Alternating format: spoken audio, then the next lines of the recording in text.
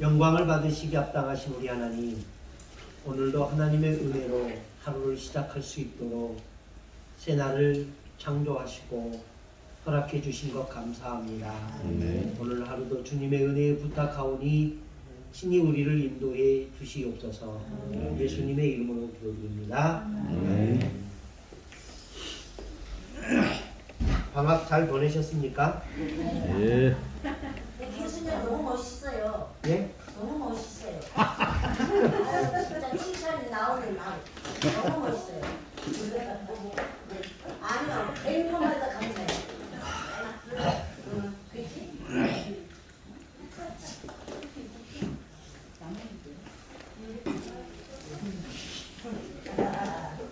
필요한 것과 좋은 것. 다시 말씀드립니다. 필요한 것과 좋은 것. 우리를 풍요롭게 하는 것은, 그리고 우리를 행복하게 하는 것은 필요한 것일까, 좋은 것일까? 필요한 것. 여러분은 필요한 것에 만족해 하십니까? 좋은 것에서 만족해 하십니까?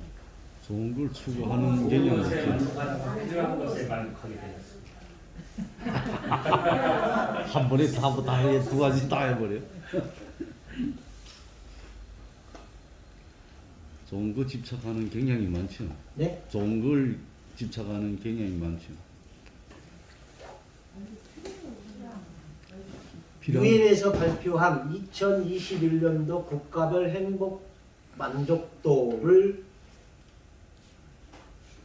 발표한 결과가 131여 개국 국가 가운데 우리는 61위입니다. 경제 규모 10위권에 있습니다.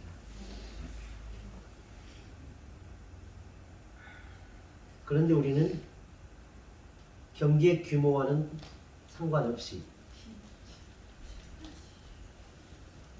행복 만족감은 굉장히 낮습니다. 그렇다면 자, 다시 묻습니다. 여러분을 행복하게 하는 것, 여러분을 만족하게 하는 것은 여러분의 필요가 채워졌기 때문입니까? 좋은 것이 지어졌기 때문입니까?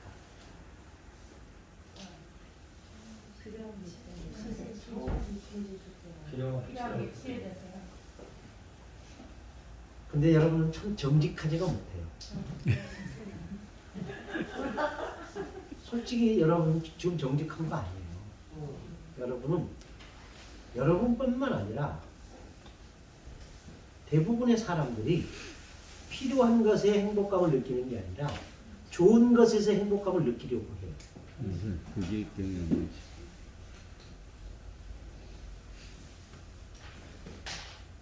아닌 것 같죠? 맞습니다. 담배가. 성경은 우리에게 좋은 것을 구하라고 말하지 않습니다. 필요한 것을 구하라고 말씀하십니다. 주님은 주기도문에서 무슨 양식을 구하라고 합니까? 일용할 양식을 주옵시고. 필요한 겁니다. 잠언서에 보면은 아굴의 기도가 나옵니다. 30장에. 나로 부하게도 마시고 가난하게도 마시고 필요한 것으로 채우사. 이런 기도가 나옵니다. 하나님이 우리에게 요구하시는 것은 좋은 것을 구하라고 말씀하시지 아니하고 필요한 것을 구하라고 하십니다. 그리고 하나님은 우리에게 좋은 것을 주신다고 말씀하십니다. 근데 그 좋은 것이 우리가 생각하는 상대적 가치에서 좋은 것이 아니라 우리에게 필요한 것이 좋은 것입니다. 근데 이스라엘 백성들은 자꾸 상대적 가치에서 좋은 것을 추구합니다. 그러다 보니까 감사가 없고 불평이 있는 겁니다. 이스라엘 백성들에게 필요한 것은 양식이었습니다. 그래서 하나님은 만나를 내리셨습니다. 몇 년 동안? 40년. 근데 그들은 필요한 것이 아니라 좋은 것을 구합니다. 뭘 구합니까? 고기를 구하고 마늘을 구하고 부추를 구하고 이런 것들이 뭐 하는 것들입니까? 소위 보신, 쉽게 말하면 정력에 좋은 것들, 좋은 걸 구하는 거예요. 근데 하나님은 그걸 구할 때 뭐라고 합니까? 너희가 나를 믿지 않는도다 라고 말합니다.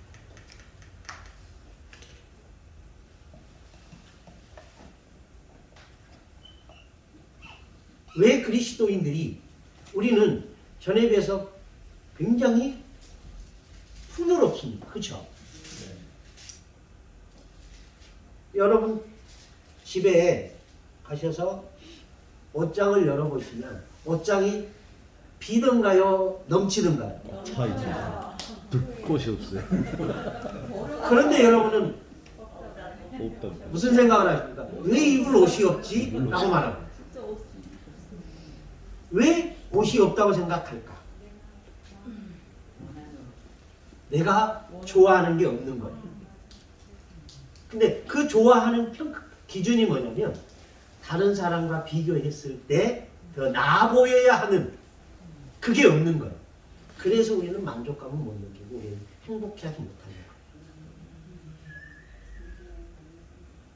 어느 날 세례 요한이 세례를 베푸는데 사람들이 세례 요한을 찾아와서 세례를 받으려고 하면서 묻습니다. 세례 요한이 독사의 자식들아, 누가 너희를 가르쳐 임박한 진노를 피하라 하느냐 하면서 회개에 합당한 열매를 맺어야, 그리하지 아니하면 도끼가 나무 뿌리에 놓였으니 찍어 던져지리라. 아브라함이 너희의 조상이라고 말하지 마라 하면서 신랄하게 비판을 합니다. 그때 사람들이 말합니다. 그러면 우리는 무엇을 하여야 합니까? 라고 말할 때 옷 2벌 입는 자는 없는 자에게 줄 것이다. 몇 벌 입는 자? 2벌 입는 자. 여러분은 옷 2벌 있으면 무슨 생각을 합니까? 세상에 나같이 가난한 사람은 없을 거야 라고 하면서 굉장히 비통해할 겁니다.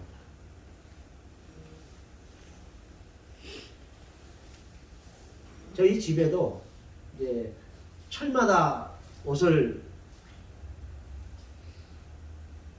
갈잖아요.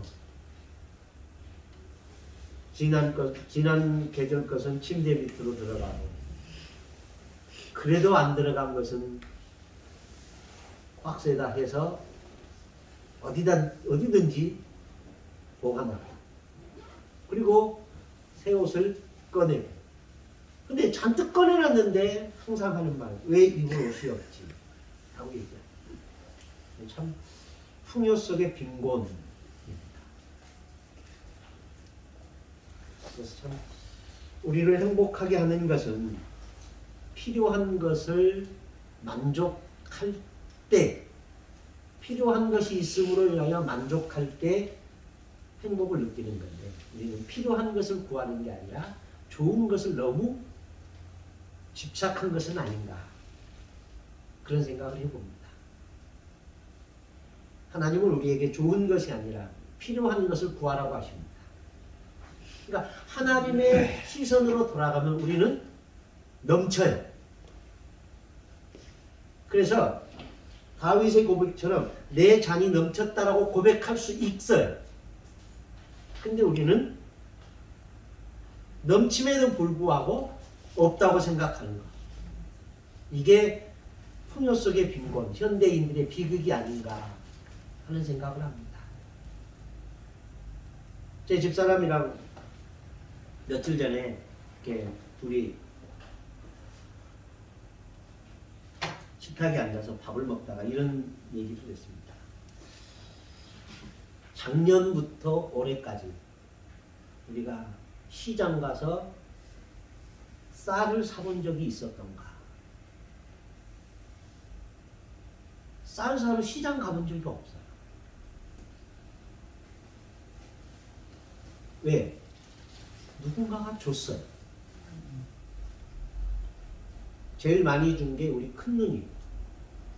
예, 목회하시는 그 교회는 우리 교회보다 훨씬 크니까 교회에 항상 쌀이 이렇게 쟁여져 있어요. 근데 코로나가 터지니까 밥을 못 해 먹잖아요. 그러니까 쌀이 남아도는 거야, 그 교회는. 그러면 목사님이라도 갖다 드세요 하고 주는 거예요. 그래서 쌀을 사본 기억이 없어요. 근데 어느 날 우리가 이런 얘기를 하고 있는 거야. 아, 햅쌀 한번 먹어봤으면 하는 거야.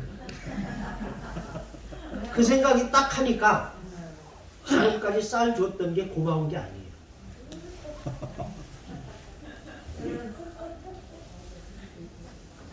분명히 그 햅쌀 생각하기 전에는 감사했거든요. 근데 햅쌀 딱 생각하니까 감사함이 싹 사라져요.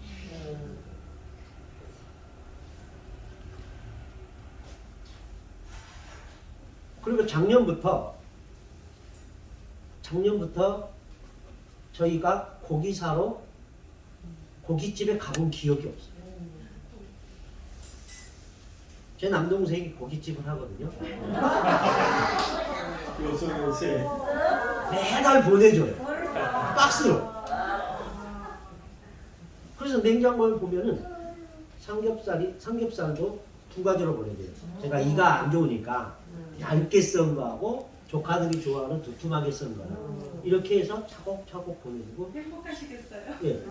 소고기도 부위별로 이렇게 먹을 수 있게 이렇게 팩해서 보내줘요. 근데 그렇게 해서 사 먹어본 적이 없거든요. 고기 사러 고깃간에 가본 적이 없는데 어느 날 우리 아이들이 이렇게 전화를 했어요. 아빠, 오늘 반찬은 뭐래요? 물어봐요. 그러니까 제가 집사람한테 여보 오늘 반찬 저녁 반찬이 뭐라고 묻는데요? 그랬더니 집사람이 하는 말이 소고기야. 그랬어요. 그랬더니 애들이 하는 말, 에이 또 소고기야. 배부른 거죠. 그래서 제가 또 남동생한테 전화해가지고 2달만 보내지 마라. 근데 2달은 못 참고 1달은 안 보냈어요. 그러니까 애들이 작은 아빠 고기 안 보내요?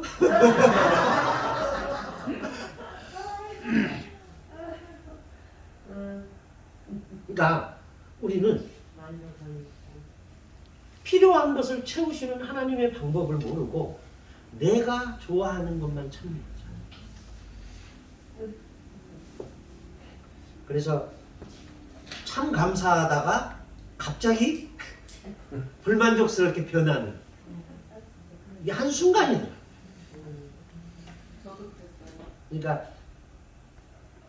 저는 여러분은 저 같은 그런 어리석음을 범하지 마시고 있는 거에 감사하고 그러면 우리의 삶이 훨씬 더 행복해지지 않을까 하는 생각을 해봅니다. 네. 지난 방학하고 나서 그 다음 주에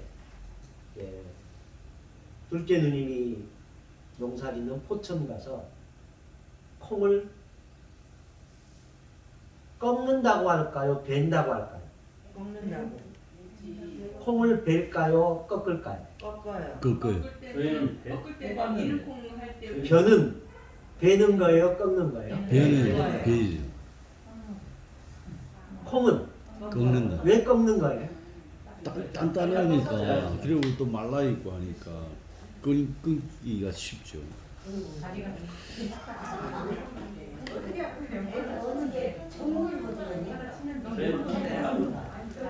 콩도 콩 나름이에요.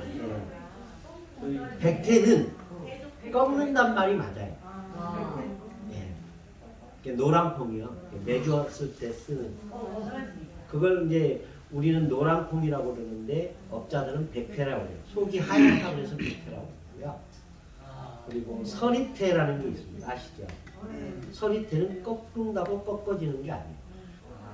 서리태는 발로 밟아서 꺾어지면 서리태는 반 이상 쏟아져요. 그래서 서리태는 잎이 있을 때 베는 거예요. 익는다 싶으면 쏟아져요. 그리고 이렇게 베어 놓으면 다 터져버려요. 그래서 서리태는 꺾는다 말은 않고 벤다라는 표현을 써요. 지느니콩이라고 아시죠? 그건 넝쿨처럼 생겼어요. 그래서 그것도 꺾는다 않고 벤다라는 거예요. 그래서 우리가 콩 꺾는다라고 말을 하는 것, 콩은 꺾는다라고 대명사가 된 이유는 백태가 훨씬 많기 때문에 그렇게 표현을 쓰는 거예요. 제가 콩을 꺾으면서 제가 2개를 가져왔습니다. 한번 보십시오. 이야. 꽃다발 그렸어요. 콩이 되게 잘 됐어요. 많이 달렸다. 진짜 백태예요? 예, 이게 백태. 다닥다닥이 달렸네. 너무 이쁘네요. 이걸 농사를 줬는데 선생님도 모르죠? 이 백태가 40kg 가마니로 120개가 나와요. 이렇게 달리면서 나오죠. 저 완전 전문 농사시군요. 그래가지고 죽는 줄 알았어요. 그거 꺾을래? 서리태가 21가마니 나왔어요. 어머. 이게 지금 100배 수확이 더 된 것 같은데요. 100개가 넘지요. 그러니까. 조는 3만 배가 나와요. 와. 자. 저 이 2개의 차이가 뭔 줄 아십니까? 한날 1시에 심었습니다. 이거 제가 심은 거거든요. 한날 1시에. 차이가 뭐라고 무슨 차이가 보이시나요? 숨쳐주지 않은 거. 아니, 기장이 이게 뿌리가 가지가 좀 모르겠는데. 색깔이 이게 좀 밝고. 가지가 넓어요. 예? 가지가 넓어요. 가지가 넓어요? 가지하고는 많이 상관없겠네. 달렸어요. 네. 이게 더 많이 달렸다? 네. 아. 한쪽이 제가 말하고자 하는 요지는 나는 뿌리. 색깔이 하얘. 한날 1시에 심은 건데 이거는 운기라고. 빨리 결정이 된 거예요. 그래서 뿌리도 다 말랐고 죽었어요. 근데 이거는 아직도 살아보겠다는 의지가 있었어요. 그래서 뿌리가 있고요. 잎도 아직 몇 개씩 남아있어요. 전 이걸 보면서 이런 생각을 했습니다. 이게 사람이라면, 그리고 이 추수 때가 우리 인생의 마감을 의미하는 그 시기라면 인간은 어떻게 살아야 하는가 라는 거예요. 빨리 익어야지. 이렇게 뿌리가 있고 잎이 있는 것은요, 꺾어도 발로 밟아도 안 꺾여요. 수확이 안 되지. 근데 이건요, 발로 밟으면 턱 하고 부러져요. 그래서 이거는 그대로 주워서 모으면 돼요. 근데 이거는 뽑든지 낫으로 베야 해요. 수고가 2배나 돼요. 제가 이런 생각을 했습니다. 이 두 콩을 꺾다가 이놈은 안 꺾이는데 이런 놈은 잘 꺾이거든요. 근데 꺾으면 이게 발로 밟으면 톡 하고 부러지는데 이놈은 소리도 안 나고 뽑히지도 않고 누워요.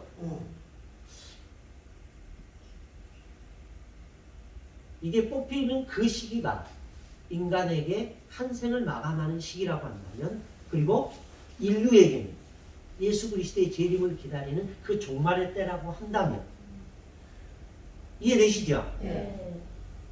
그럼 우리는 그 마감의 때를 어떻게 살아야 하는가?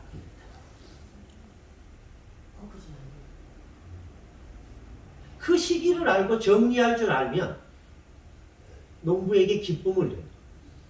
발로 턱 하고 분지르면 깨질 때 기분이 좋아요. 근데 이런 놈을 만나면요, 기분이 나빠요. 다 써도 못 그리나. 예, 수고를 더 해야 돼요. 너의 그거.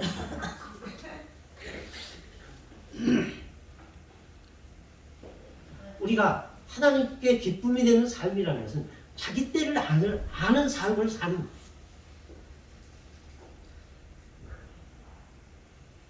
얘는 그 시기를 알았어요. 그래서 잎을 다 떨어뜨리고 뭐가 남아요? 공만 날개. 열매. 열매만 남아요. 근데요, 이놈도요, 시기는 알아요. 그런데 자기 욕망을 놓지 못한 인간의 모습이 아닌가라는 생각을 해요. 그래서 이 뿌리가 남아있다는 것은 아직 이 세상에 욕망이 있는 거예요. 욕심이 있는 거예요. 그래서 이런 가지도 떨어뜨리지 못하고요. 이런 잎도 남겨놓는 거예요. 세상의 욕망과 세상의 가치와 세상의 자랑과 이런 것에 가치를 두고 살면 그리스도가 오시는 날이 중요하지 않아요. 뭐만 중요해요? 나만 중요해요. 그러니까 준비하지 않는 거예요.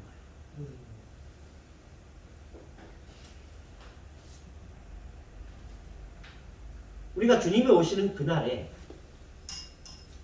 열매만 있다면 주님이 오시는 그것이 우리에게 기쁨이 돼요. 그런데 주님이 오시는 그날에 열매만이 아니라 세상의 욕망과 세상의 자랑과 세상의 향락과 세상의 성공을 추구하다 보면 주님이 오시는 것이 기쁨이 아니라 짜증이 돼요.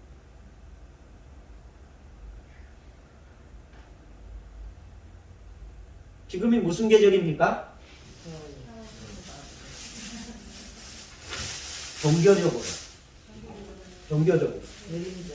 대림절 기간이에요. 대림절은 무슨 의미입니까? 오실 예수님을 기다리는 역사 가운데 이미 오신 예수님의 성탄을 기다리는 절기이면서 동시에 역사의 마지막 날에 심판자로 다시 오실 예수 그리스도를 기다리는 절기입니다. 이미와 아직.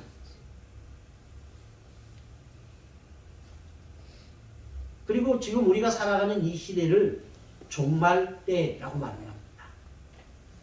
추수 때가 가까운 겁니다.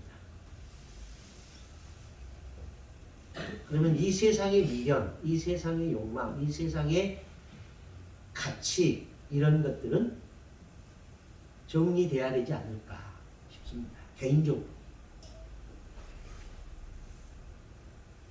요즘 대선 기간이죠.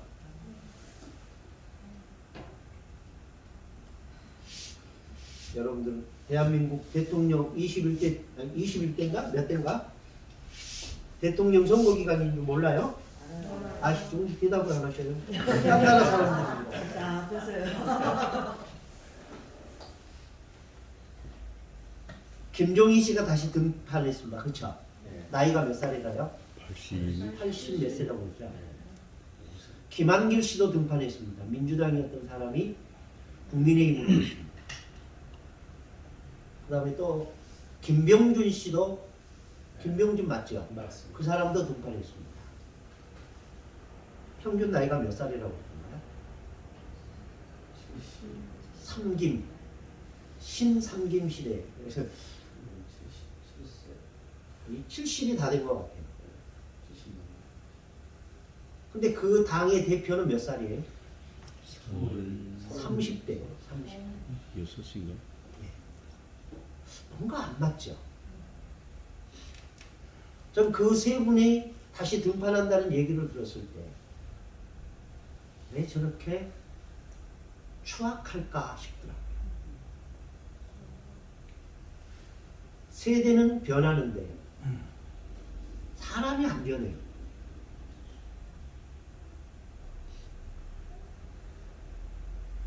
그래서 윤석열을 안 찍기로 했습니다.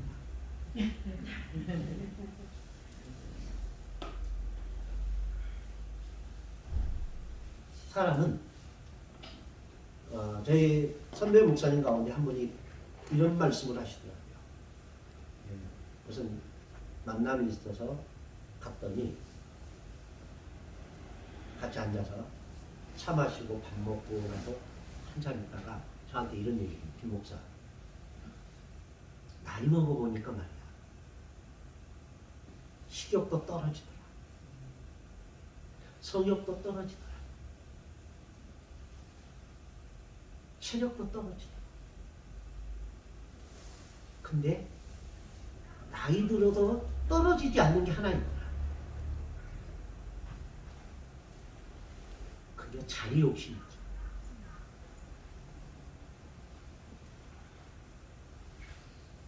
그러니까 나이 많아도 자리에 대한 욕심이 큰 거예요. 그래서 그분이 어디 나가기가 두렵대요.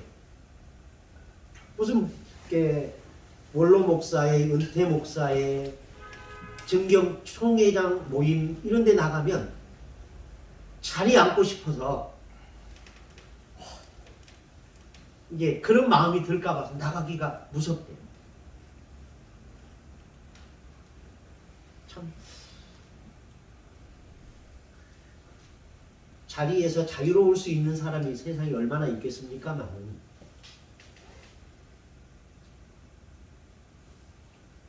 참 자리 좋아하는 분들 되게 많아요.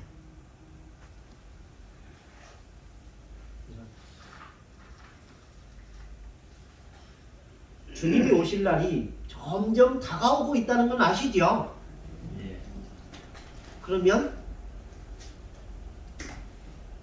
어떻게 살아야 할까? 이 콩대에 비유해서 본다면 뿌리가 다 죽은 거, 마른 거 이런 것은 삶을 정리하는 거예요. 그리고 잎이 다 떨어지는 것도 삶을 정리하는 거예요. 그리고 존재하는 이유는 딱 한 가지예요. 뭘 위해서? 열매를 위해서만 살아있어요. 그런데 아직도 뿌리가 왕성해야 한다고 생각하고 아직도 잎이 있어야 된다고 생각하고 아직도 가지가 있어야 한다고 생각하는 것은 또 다른 욕망이 있는 거겠죠. 삶이 단순화되지 않았어요. 나그네의 짐은 무거울까요? 가벼울까요? 아니 무거워야 합니까? 가벼워야 합니까? 가벼워야지. 가벼워야 합니다. 그게 정답입니다. 나그네의 짐은 가볍다라는 말은 나그네의 삶은 단순하다, 복잡하다? 단순하다는 얘기입니다. 근데 우리의 삶은 단순한가? 오직 그의 나라와 그의 의를 구하는 데만 목적이 있는가? 아니면 그의 나라와 그의 의를 구함과 동시에 플러스 또 뭐가 있는가? 여러분은 뭡니까? 그의 나라와 그의 의가 전부입니까? 그의 나라와 그의 의 플러스 또 무언가가 있어야 한다고 생각하십니까? 대답하지 못하는 거 보니까 뭔가가 있어야 된다고 생각하는 거예요. 그런 삶은 주님과 안 맞습니다. 이스라엘 백성들이 하나님도 필요하고 바알도 필요했습니다. 이게 무슨 말인가 하실지 모르겠습니다. 엘리야 시대에 엘리야가 갈멜산에다가 뭐 했습니까? 바알의 제사장과 아세라의 제사장 850명을 초대합니다. 그리고 자기도 거기에 씁니다. 그리고 이스라엘 백성들에게 선언합니다. 이스라엘 백성들아, 너희가 언제까지 바알과 여호와 이 두 사이를 왔다 갔다 하겠느냐? 이 두 사이에서 언제까지 양다리를 걸치고 있겠느냐? 여호와께로 돌아오라. 이런 얘기를 합니다. 그러니까 이스라엘 백성들은 하나님을 배신한 게 아니에요. 하나님을 믿었어요. 그런데 하나님으로 만족하지 않은 거예요. 그래서 하나님 플러스 바알이었어요.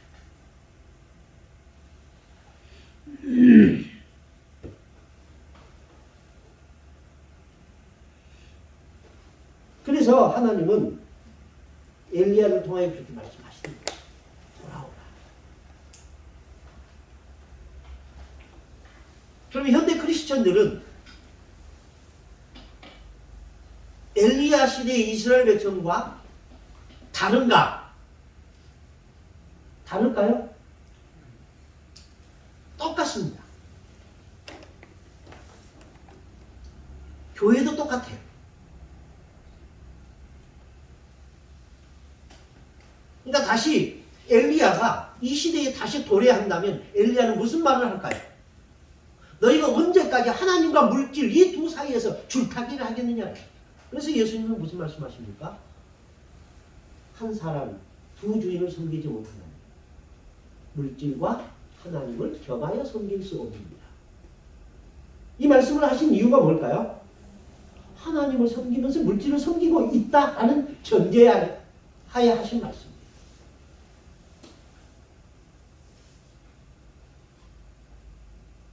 하나님 플러스 물질, 하나님 플러스 권력, 하나님 플러스 명예, 하나님 플러스 또 뭔가 이걸 자꾸 구해. 여러분은 여기에 대해서 자유로우십니까?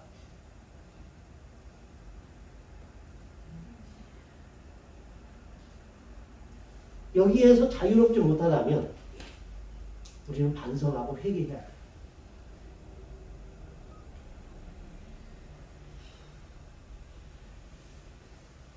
근데 교회에서 이렇게 얘기하면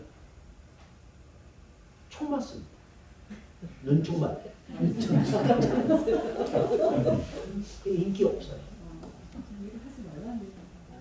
얘기 못하게 좀 큰 교회는 장로들이 목사님 그렇게 설교하시면 안 됩니다. 뭐 어떻게 설교해야 됩니까? 그러면 성도들이 들어서 기분 좋은 얘기만 하십시오.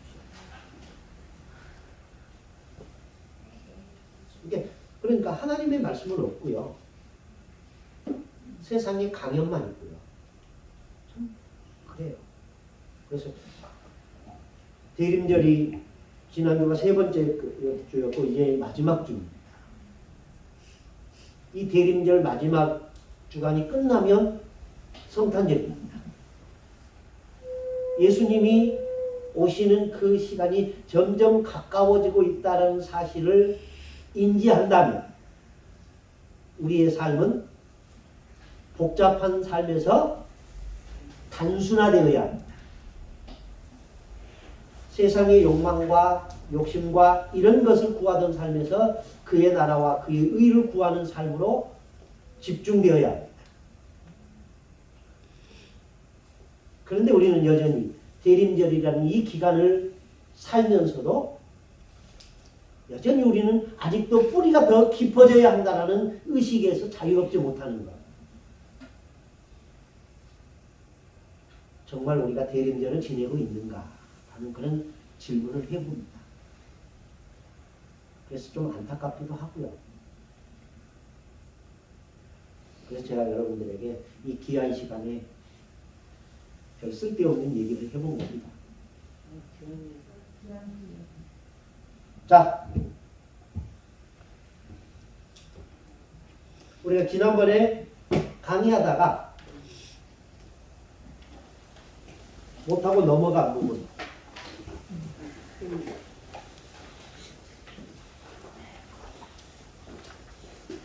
(97페이지죠) 예? 97페이지 맞아요. 예. 양과 염소의 비유. 이거 하고 조금 쉬었다가 누가복음 하겠습니다. 자, 이쪽이 홀수 31절, 이쪽이 짝수 32절 이렇게 돌아가면서 읽겠습니다. 시작. 준비되셨죠? 아직 안 되셨어요?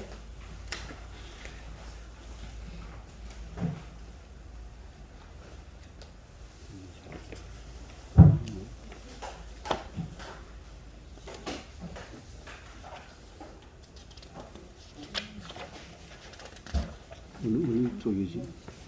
97페이지요.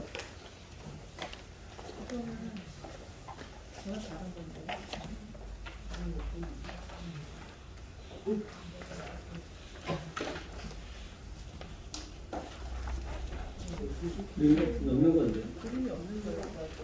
안가면서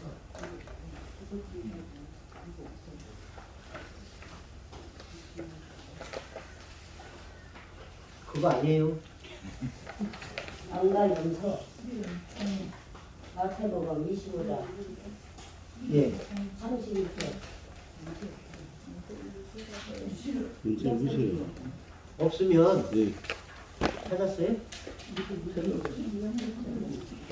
여기 없으면 향단식 거 같이 봐요. 같이 찾. 79페이지요? 79페이지. 아니, 예. 97페이지. 97페이지.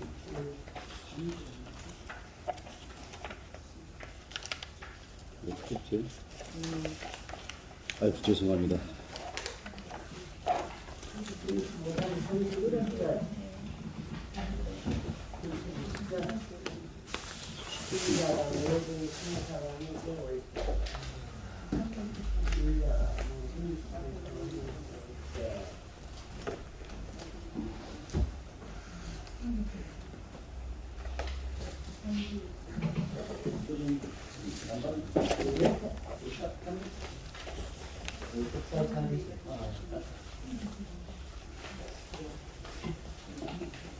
그럼 할머니 거 옆에서 같이 보셔요. 23일날이요.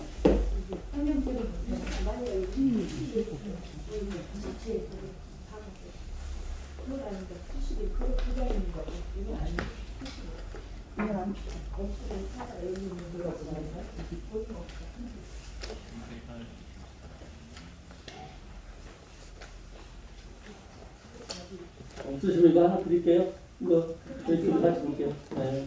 받으세요. 이상하네.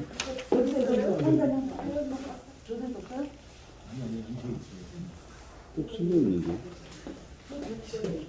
있어? 자, 이쪽 줄이 홀수, 이쪽 줄이 짝수줄. 저는 홀수줄에 같이 읽겠습니다. 좀 숫자가 적으니까. 다 같이 읽겠습니다. 시작. 인자가 자기 영광으로 모든 천사와 함께 올 때에 자기 영광의 보좌에 앉으리니 모든 민족을 그 앞에 모으고 각각 그분 자리를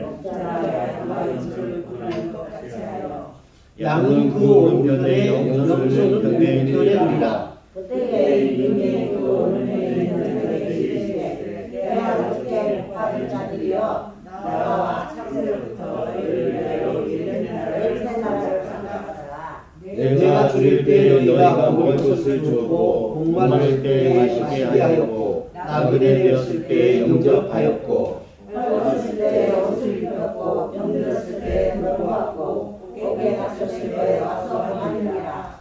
예, 의인들이 대답하여 이르되 주여 우리가 얻은 때에 주께서 주신 것을 보고 음식을 대접하였으며 목마르신 것을 보고 마시게 하였나이까. 어느 때에 나그네 되신 것을 보고 영접하였으며 헐벗으신 것을 보고 먹었나이까. 어느 때 병드신 병드신 것이나 목에 다친 것을 보고 가서 배웠나이까 하리니 임금이 대답하여 이르시되 내가 진실로 너희에게 이르노니 너희가 여기 내 형제 중에 지극히 장가라 하나에게 한 것이 뻔히 대한 것이나 하시고 또 왼편에 있는 자들에게 이르시되 저주를 받은 자들아 나를 떠나 마귀와 그 사자들을 위하여 예비된 영원한 불에 들어가라. 내가 죽을 때 너희가 먹을 것을 주지 아니하였고 목마를 때 마시게 하지 아니하였고 나그네 되었을 때 영접하지 아니하였고 헐벗었을 때 옷 입지 아니하였고 병들었을 때와 목에 다쳤을 때에 돌보지 아니하였느니라 하시니 그들로 대답하여 이르되 주여 영광과 은혜에 주께서 주신 것이나 목마르신 것이나 나그네 되신 것이나 헐벗으신 것이나 병드신 것이나 목에 다치신 것을 보고 명하지 아니하였더이까. 이에 임금이 대답하여 이르시되 내가 진실로 너희에게 이르노니 이 지극히 작은 자 하나에게 하지 아니한 것이 온 내게 하지 아니한 것이니라 하시리니 그들은 영벌에 아멘. 자, 마태복음의 기록자인 마태는 예수님의 종말 설교 마지막 위키에 양과 염소의 비유를 기록해 놓았다. 이로써 예수님의 종말 설교는 결정에 이르게 된다. 이 비유는 크게 두 부분으로 나뉘는데 신기할 정도로 같은 말들이 반복된다. 마태복음에서 반복되는 것은 강조의 의미를 가지고 있다. 이 비유는 다음과 같은 구조를 지니고 있다.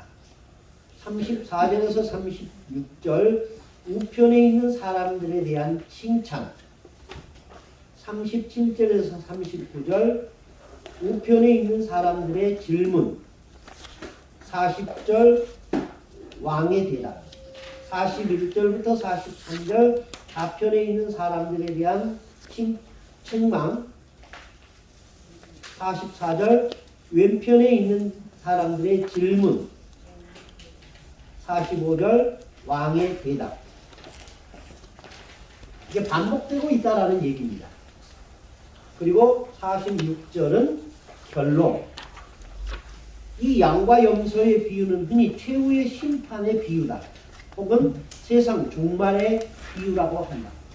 하지만 이 이야기를 비유라고 할 수 있는가에 대해서 많은 논란이 있어왔다. 왜냐하면 이 이야기는 엄밀하게 말해서 마태복음 25장 31절에서 33절만이 목자가 양과 염소를 구별하는 비유일 뿐이기 때문이다. 이 비유는 마태복음 25장 31절 인자가 자기 영광으로 모든 천사와 함께 올 때에 자기 영광의 보좌에 앉는다라는 말로 시작됩니다. 인자는 세상의 마지막 때 오실 심판자를 가리키는 유대 묵시적 용어로서 마태복음에서는 예수 그리스도를 가리킵니다. 예수님이 하나님의 권위로 세상을 심판하신다는 뜻이다. 그래서 34절에서는 그 인자가 마태복음 25장 34절 임금으로 묘사되어 있다. 무슨 말인지 아시겠죠? 그 인자가 임금으로 묘사되어 있다. 심판자이신 예수님이 절대적 권위를 가진 분이라는 의미이다. 세상 사람들은 두 종류로 심판을 받을 것이다. 오른편으로 분류된 사람들은 영생을 얻게 될 의인들이다. 그들은 의인으로 분류된 이유는 임금이 어려움에 처해 있을 때 도왔기 때문이다. 임금이 어려움에 처한 내용은 6가지로 나온다. 주림, 목마름, 나그네, 헐벗음, 병 등 옥에 갇힌 등이다. 의인들은 자신들이 그런 일을 한 적이 없다고 말한다. 그러면서 이렇게 질문한다. 읽습니다. 시작. 그래서 우리가 어느 때 주께서 주신 것을 보고 음식을 대접하였으며 목마르신 것을 보고 마시게 하였나이까. 어느 때 나그네 되신 것을 보고 영접하였으며 헐벗으신 것을 보고 옷 입혔나이까. 어느 때 병드신 것이나 옥에 갇히신 것을 보고 가서 내었나이까. 이에 임금이 이렇게 대답한다. 내가 진실로 너희에게 이르노니 너희가 여기 내 형제 중에 지극히 작은 자 하나에게 한 것이 곧 내게 한 것이니라. 그 뒤에 악인에 대한 심판도 이런 대화로 이어진다. 그리고 임금은 이렇게 말한다. 45절 시작. 내가 진실로 너희에게 이르노니 이 지극히 작은 자 하나에게 하지 아니한 것이 곧 내게 하지 아니한 것이니라. 이 구절은 40절과 대칭되는 구절이다. 그런데 45절에서는 40절과 구별되게 내 형제 중에 라는 단서가 생략된 채로 지극히 작은 자 하나에게 하지 않은 것을 지적하고 있다. 그리고 작은 자를 강조하기 위해서 지극히 작은 자라고 했고 또 작은 자 하나라고 했다. 그러면서 작은 자를 어떻게 대했는가에 대한 문제가 심판의 기준이라는 말씀을 하셨다. 그렇다면 여기서 말하는 작은 자는 누구인가? 몇 가지로 생각해 볼 것이다. 자, 작은 자는 누구를 가르치는 것일까? 자, 예수님께서 저를 보십시오. 예수님께서 오른편에 있는 사람과 왼편에 있는 사람을 판단하실 때 오른편에 있는 사람들을 의인이라고 했고 왼편에 있는 사람을 악인이라고 했습니다. 그러면서 목자가 양과 염소를 구분하듯이 구분할 것이다. 그런데 교회에서 이제 목사님들이 설교할 때 양 같은 성도가 되고 염소 같은 성도가 되지 말라 하면서 그렇게 설교하지요. 근데 이 비유는 그게 아니라는 얘기입니다. 양과 염소를 누가 키웠어요? 목자가 키웠어요. 염소가 어디서 들어온 게 아니에요. 그리고 염소와 양은 둘 다 하나님께 제물로 드리는 정결한 예수입니다. 근데 왜 구분하느냐? 저녁에 잠을 재워야 되니까 구분해서 재우는 거예요. 다른 이유 없어요. 근데 여기에 무슨 심오한 뜻이 있는 줄 알고 그렇게 하는데 그건 아니에요.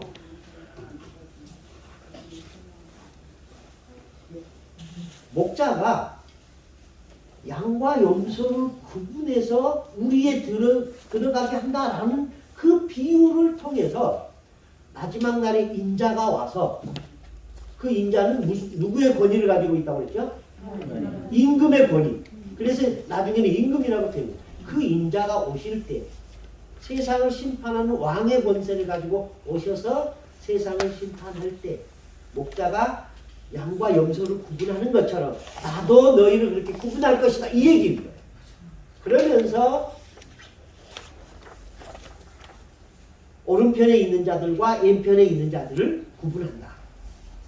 그런데 이제 목사님들은 설교하면서 양 같은 성도가 되십시오. 그러면서 양의 성품을 이야기해요. 근데 이 성경에서 양의 성품이 나와야 안 나와요? 안 나와요. 염소의 성품을 염소의 성깔에 대해서 얘기할 때 어떻게 무슨 얘기예요? 들이받는다고 그러죠. 성경에 염소의 성격에 대해서 얘기한 건 단 한 구절도 없어요. 그럼 누가 지어낸 얘기예요? 목사들이 지어낸 얘기예요. 하나님이 그 설교를 들으실 때 이럴 거예요. 내가 그들에게 그런 말을 하지 않았는데 그들은 내가 하지 않은 말을 한다라는 거예요. 그러면 옛날에 하나님이 환상으로 보여주지 않고 계시로도 보여주지 않고 꿈으로도 보여주지 않았는데 선지자들이 거짓말로 내가 보았다 내가 들었다 해서 선포하면 그 선지자는 무슨 선지자가요? 거짓 선지자. 성경은 그런 말씀 하지 않았는데 목사가 그런 얘기를 하면 거짓 선지자가 되는 거예요. 근데 왜 목사들은 그렇게 설교를 할까? 여러분 그런 설교 들어보셨죠? 양 같은 성도가 되십시오. 순종해야 한다.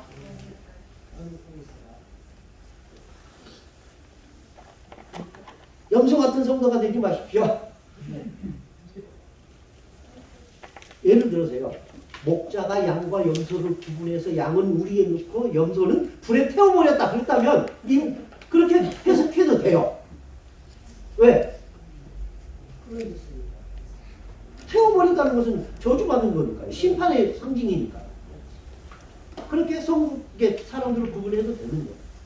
그런데 여기서는 그런 의미가 아니에요. 그러면서 오른쪽에 있는 사람과 왼편에 있는 사람을 구분하는 기준이 뭐였어요? 이웃을 어떻게 대했느냐. 근데 그 이웃도 잘 사는 이웃이 아니에요. 지극히 작은 자 하나. 그러니까 예수님은요 이 말씀을 하실 때 예수님께서 마태는 2번 영거포 얘기한 것은 무슨 의미라고 그랬어요? 중요하다고. 근데 여기서는 3번을 지극히 작은 자 하나. 하나가 많습니까? 열이 많습니까? 열이 많죠. 하나가 작아요? 열이 작아요? 하나가 작은 거예요. 그러니까 하나는 작은 것에 가장 작은 거예요. 근데 그 표현할 때 정말 작다라는 말을 표현할 때 뭐라고 써요? 지극히 작은 거 이렇게 표현. 그러니까 작다라는 것을 3번 표현합니다.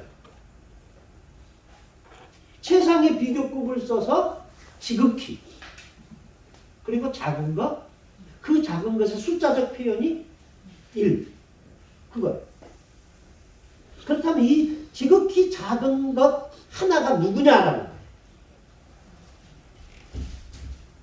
거기서 자 첫째 예수님 자신을 가리키는 것은 아니었을까라는 겁니다. 예수님은 평범한 유대인 한 남자로 태어났다. 목수인 요셉의 아들이었다. 형제들도 여럿이었고 여동생들도 있었다. 평범하기 그지없는 나사렛 사람. 어쩌면 평범 그 이하의 사람으로 취급받은 사람입니다. 예수님의 제자 빌립이 주님을 만난 후 그의 친구 나다나엘을 찾아가서 모세가 율법에 기록하였고 여러 선지자가 기록한 그의 메시아를 우리가 만났다. 그는 나사렛 사람 요셉의 아들 예수다라고 했을 때 나다나엘이 이렇게 표현한다. 시작. 나사렛에서 무슨 사람을 알았느냐. 그랬다. 나사렛 사람 청년 예수가 메시아였다는 사실을 아무도 몰랐고 메시아로 인정될 것이라는 사실도 알지 못했다. 당시 유대교 최고위층의 사람들은 예수님이 이적과 기적을 행하시면서 가르치고 사역하시는 것에 불편하게 생각했다. 예수님의 언행이 마음에 들지 않았다. 그래서 그들은 결국 예수님을 십자가에 매달아 죽였다. 이 일을 주도한 사람들이 유대교 최고 법정인 산헤드린입니다. 오늘날 우리로 말한다면 대법원이다. 이들의 눈에 예수님은 결코 메시아가 아니었다. 볼품없고 지극히 작은 자 중에 한 사람에 불과했다. 그래서 그들은 예수님을 그냥 별 볼 일 없는 나사렛 촌동네 한 사람 죽인다고 세상이 뭐 어떻게 되겠어? 라고 했을지도 모른다는 거예요. 그래서 여기서 말한 지극히 작은 자는 예수님 당신을 의미한 것은 아니었을까?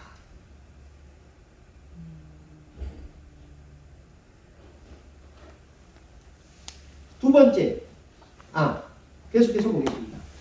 예수님은 실제로 생전에 이루신 일이 사실 별 볼 일 없다. 그는 30대 초반의 세상을 나타났다. 공생애라고 해봐야 겨우 3년 남짓 정도다. 불교 창시자인 석가모니는 80을 살았고 이슬람의 창시자인 모하메드는 63세를 살았다. 이들은 이미 생존 시에 큰 업적을 이루었다. 그들에 비하면 예수님은 아무것도 이룬 것이 없고 초라한 모습만 남긴 채 세상을 떠났다. 어찌 보면 그의 삶은 실패한 것처럼 보일 정도였다. 마치 세상 사람들에게 주목받지 못한 지극히 작은 자 중에 한 사람에 불과했다.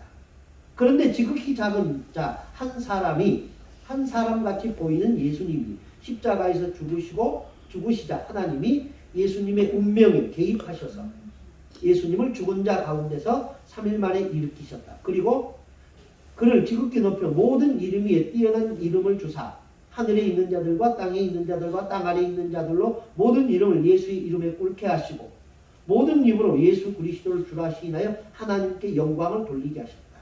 양과 염소의 비유에서 지극히 작은 자 중에 한 사람은 바로 예수님 자신을 의미하는 것은 아니었을까 하는 의문이 있다. 해석이 잘못됐습니까? 여기서 말한 지극히 작은 자 하나가 예수님이 아니라고 말할 수 있겠습니까?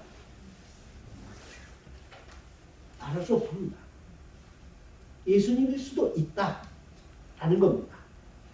그래서 예수님은 이 비유를 하면서 내 임금의 표현으로 내가 줄일 때, 내가 목마를 때, 내가 나그네 됐을 때, 내가 병들었을 때, 내가 옥에 갇혔을 때 내가라는 말을 끊임없이 주어는 당신이었습니다.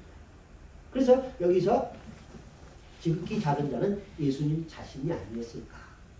이런 합리적 의심을 할 수 있다라는 겁니다. 두 번째, 이 작은 자는 예수님의 제자들을 가리키는 말씀은 아니었을까 하는 겁니다. 예수님의 제자들은 평범한 사내들이었다. 아니 어쩌면 평범 그 이하의 사람들이었을지도 모른다. 예수님이 부활하셔서 승천하신 후 오순절날이 이르자 성령이 제자들에게 임하셨다. 그러자 제자들은 외국어로 말하기 시작했다. 그때 세계 각국에서 온 경건한 유대인들이 제자들의 모습을 보고 놀라 이렇게 말했다. 시작. 이 말하는 사람들이 다 갈릴리 사람이 아니냐. 이 말은 그들은 고기나 잡으면 먹고 사는 그저 그런 사람이 아니냐라는 조롱 섞인 말이었다. 외국 물개나 먹은 사람들이 돈푼이나 있거나 권력 따위를 가진 사람들의 눈엔 예수님의 제자인 베드로나 안드레나 요한이나 야고보 같은 사람들은 겨자씨처럼 작고 보잘것없는 사람들처럼 보였을 것이다. 그러니 작은 겨자씨가 자라서 새들이 깃들이는 큰 나무가 된 것처럼 보잘것없어 보이고 작아 보이는 갈릴리 출신의 예수님의 제자들이 성령을 받은 후 세상을 변화시킨 위대한 사도들이 되었다. 그래서 예수님이 말씀하신 이 지극히 작은 자 하나가 사도들을 의미하는 것은 아니었을까 하는 것이고요. 세 번째, 이제 여기에 아마 예수님의 그런 핵심은 여기에 있지 않았을까라는 생각을 합니다. 세 번째, 사회적으로 소외된 이들을 가리키는 것은 아니었을까.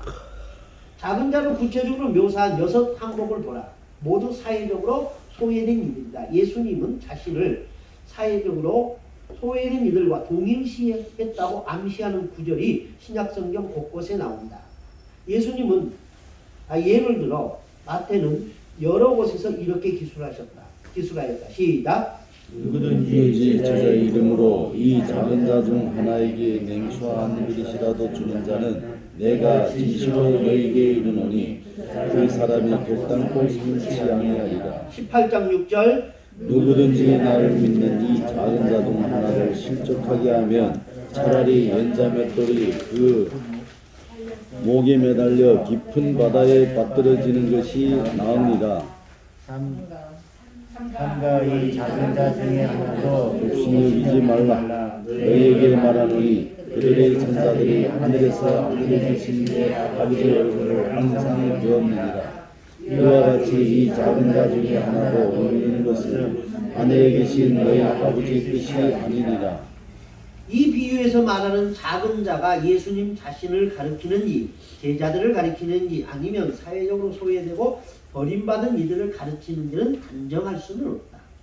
이 모두를 가리킨다고 봐야 할 것이다. 이 비유에서 작은 자가 누구냐 하는 것은 결정적으로 중요한 것이 아니다.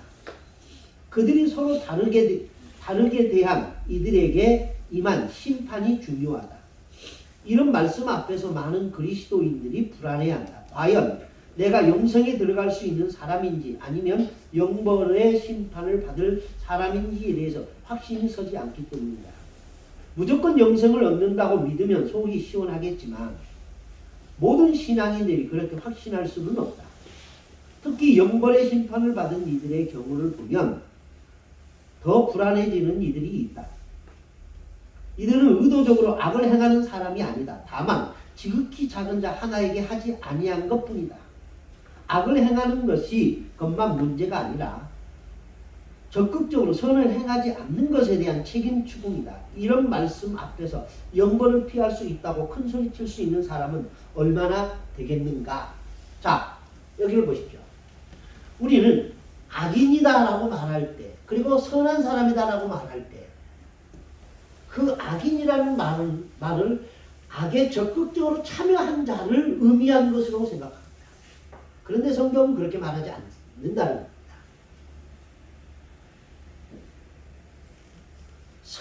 선한 것인 줄 알면서도 선을 행하지 않는 것, 그게 죄라는 겁니다.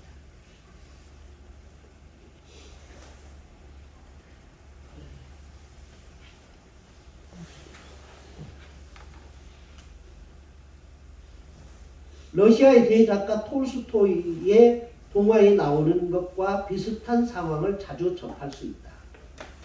요즘 TV 광고를 통해 사회적으로 소외되고 약자인 이들을 도와달라는 광고를 한다. 대부분 이런 광고를 보고 못 본 척 지나칠 것이다. 그런가 하면 아주 현실적인 방법으로 시장이나 큰 거리 횡단보도 앞이나 지하도나 육교를 지날 때 동양 바구니를 앞에 놓고 엎드려 있는 사람들을 옆을 지날 때가 있다. 바구니에 돈 몇 푼 넣고 지나갈 수도 있고 그냥 지나갈 수도 있다. 만약 예수님이 동양받는 그 사람으로 그 자리에 나타나신 것이라면 나는 주님을 못 본 척하는 것과 다를 게 없다. 이런 일은 우리들에게 일상적으로 일어난다. 그러나 대개는 못 본 척하고 지나치기가 일수이다.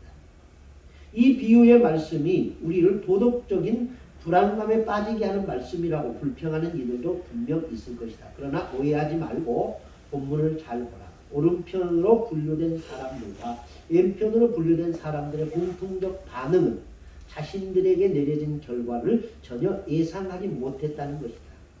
영생의 구원을 받은 사람들은 자신들이 주님께서 줄인 것을 보고 음식을 대접한 적이 없다고 말했고, 영벌의 심판을 받는 사람들은 반대의 말을 했다. 그들은 작은 자에 대한 태도가 바로 주님을 향한 태도였다는 사실을 몰랐다. 인자이며 임금이신 주님은 그들이 전혀 예상하지 못한 기준으로 그들을 판단하셨다. 무슨 말인가? 마지막 심판은 세상의 기준이나 사람들의 예상을 뛰어넘는다는 뜻이다. 어떤 사람도 그 심판의 기준을 제시할 수 없고 심판을 규정할 수도 없다. 피조물이 창조주의 창조 행위에 대해서 말할 수 없는 것처럼 하나님의 마지막 심판은 배타적 행위가 될 것이라는 의미이다.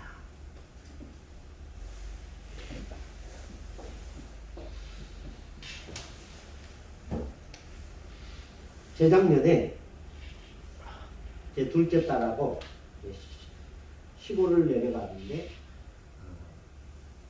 휴게소를 들렸습니다. 휴게소 화장실을 가려고 하는데 어떤 아주머니가 손짓을 앞에 이렇게 저 같은 책상을 놓고 앉아서 손짓하더라고요. 그래서 왜요? 그랬더니 여기 서명 하나만 해달래요. 그래서 뭔데요? 그랬더니 사랑밭회라는 이 단체예요. 거기 이제 화상 입은 사람들을 돕기도 하고 세계적으로 이제 어린아이를 돕는 그런 자선단체예요. 그래서 여기다가 서명만 해주시면 이걸로 우리가 정부에다가 제출을 하면 정부에서 이렇게 보조금이 나온다 그래요. 그래서 이름 쓰고 교회 이름 쓰고 질문 쓰고 막 썼어요. 그랬더니 그 아줌마가 딱 하는 거예요. 어머나 글씨를 왜 이렇게 잘 쓰세요? 그러는 거예요. 그러면서 후원 좀 해주시지요? 그러는 거예요. 제가 글씨 잘 쓴다는 그 칭찬에 넘어갔잖아요. 그래가지고 후원을 한 달에 2만 원씩 하기로 약정서를 썼어요.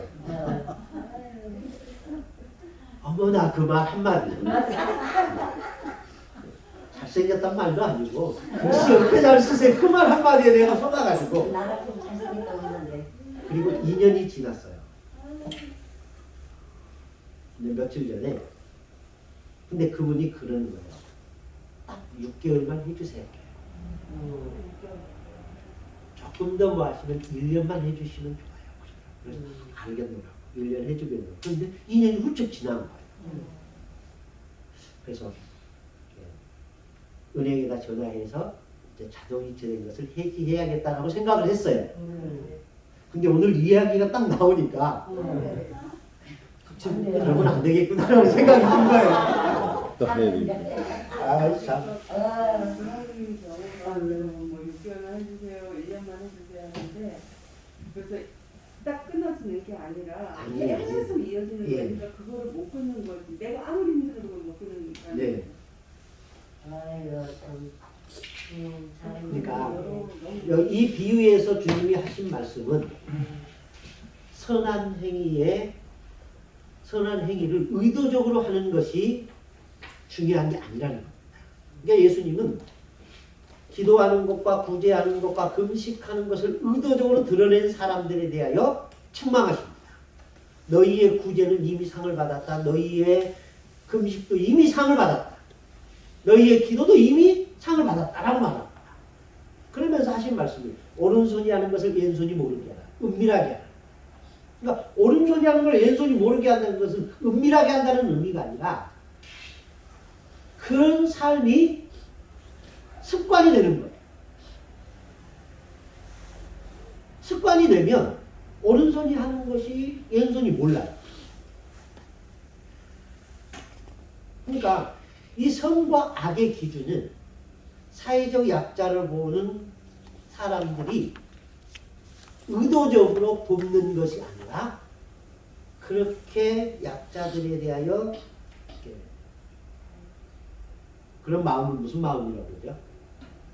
불쌍히 여기는 마음, 긍휼히 여기는 마음이 삶의 저변에 그냥 깔려 있어야 된다라는 얘기입니다. 의도적으로 하는 것이야 누군들 못하겠습니까? 그렇죠. 근데 예수님은 의도적인 삶이 아니다. 그게 너의 삶이 되어야 한다라는 얘기입니다. 그러니까 여러분들이 나중에 목회를 하시거나 이럴 때 이 양과 염소의 비유를 성도들을 구분하는 잣대로 쓰지 마십시오. 양은 오른편에, 왼편에, 오른편에, 염소는 왼편에. 그래서 성도를 구분하는 그런 건 아닙니다. 성경이 무슨 얘기를 하고 있는가, 그 핵심을 파악하지 못하면 거짓 선지자들처럼 성경이 말씀하지 않는 다른 얘기를 하는 거예요. 제발 그런 실수를 범하지 않기를 바랍니다. 한 번 하면 실수지만 두 번 하고 세 번 하면 그게 무식이 됩니다. 그래서 성경이 뭐랍니까? 이 백성이 지식이 없음으로 망하는구나.